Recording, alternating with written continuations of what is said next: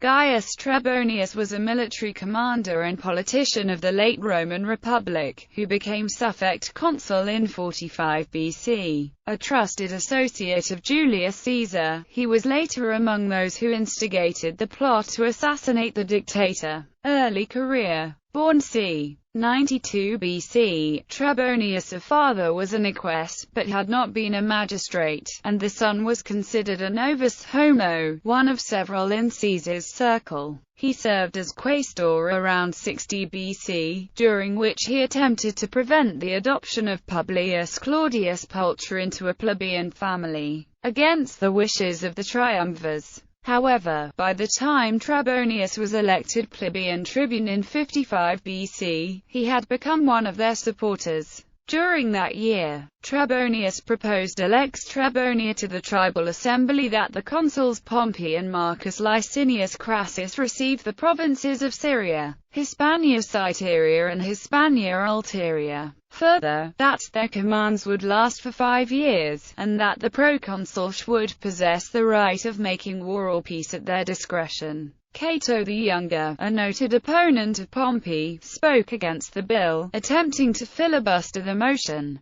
causing Trebonius to firstly expel him from the forum, before ordering him to be taken to prison. However, the large crowd which accompanied Cato caused Trebonius to change his mind and order his release. Eventually the law was passed with the 5-year commands to Pompey, who received the 2 Spanish provinces, and Marcus Licinius Crassus, who obtained Syria, Caesar's legate.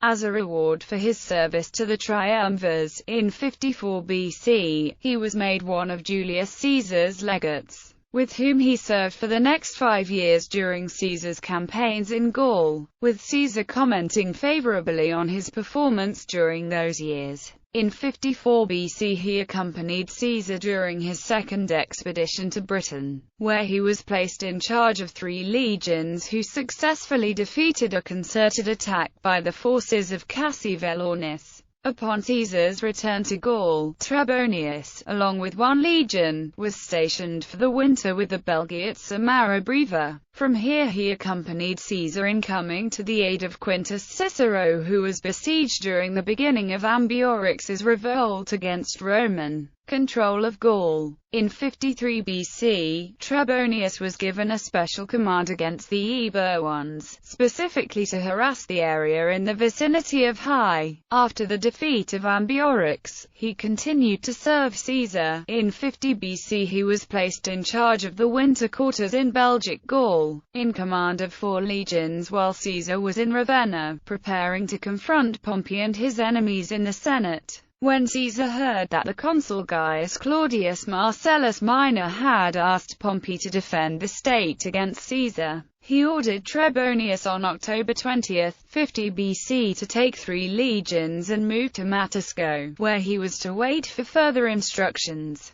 These arrived in April 49 BC, where Caesar instructed him to travel down to Massilia to take command of 3 newly recruited legions from northern Italy and began the siege of Massilia. Arriving there around April 3, 49 BC, Trebonius began preparing for the siege under Caesar's eye, before leaving Trebonius on April 14 to conduct the land assaults, while Decimus Junius Brutus Albinus commanded the naval forces. Before he commenced the siege, Trebonius collected laborers and cattle from the province, ordered timber and wood suitable for wattle-work to be brought up, and then proceeded to construct the principal terrace. The siege lasted from April 19 through to September 6, as Trebonius erected a contravallation to blockade the town by land. He also constructed terraces to directly assault the walls, and used battering rams and mines to try to breach the walls.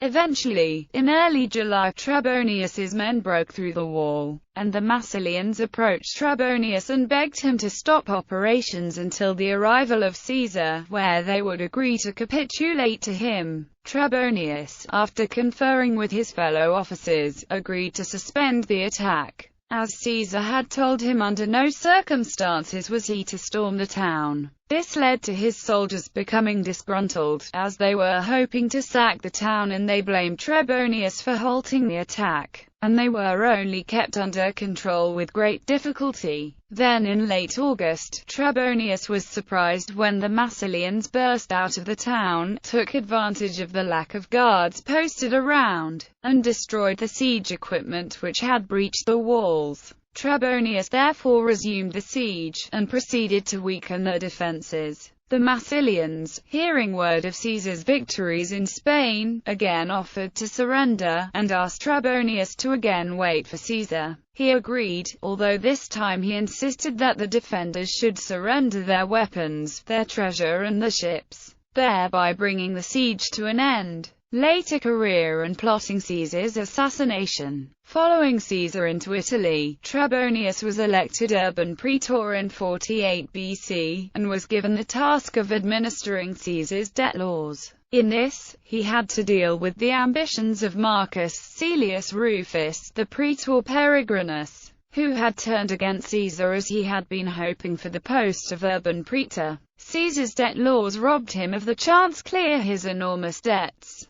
and so he was determined to obstruct Trebonius's administration of the law and to court popularity by siding with the debtors. He set up his chair next to Trebonius and brazenly declared that if anyone felt cheated by Trebonius, he would listen to their case favorably. When no one took him up on his offer, Rufus proposed instead to cancel all debts, and instigated a mob to attack Trebonius, who drove Trebonius from his tribunal. Trebonius continued to oppose Rufus's debt relief measures, until Rufus fled Rome. During that year, Trebonius also helped Cicero after Cicero's return to Italy. At the end of the year he was given a proconsular command and sent to govern Hispania Ulterior, replacing Quintus Cassius Longinus, who was accused of mismanaging the province. He held this position until 46 BC, where he was confronted by rebellious legions and the resurgence of Pompey's forces.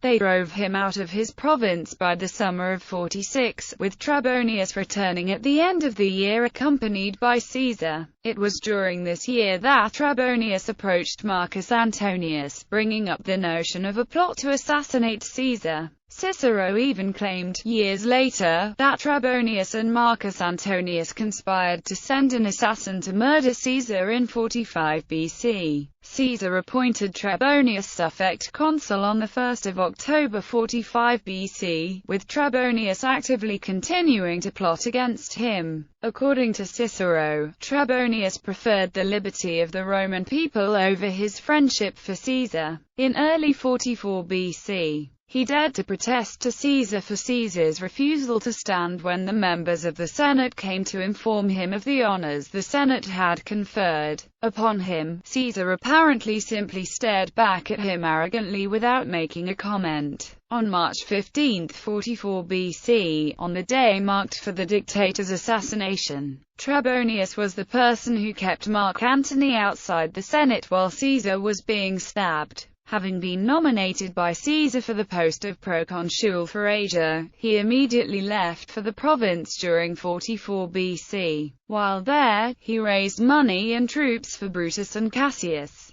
He also helped Cassius on his way to Syria later in the year. Later, he attempted to fast-track Publius Cornelius Dolabella in his passage through Asia by providing whatever supplies he needed, as well as refusing to open cities for Dolabella. However, Dolabella took Smyrna in Asia Minor, where he captured Trebonius in the process. In January 43 BC, Dolabella put Trebonius on trial for treason before proceeding to torture him and finally killing Trebonius by beheading him.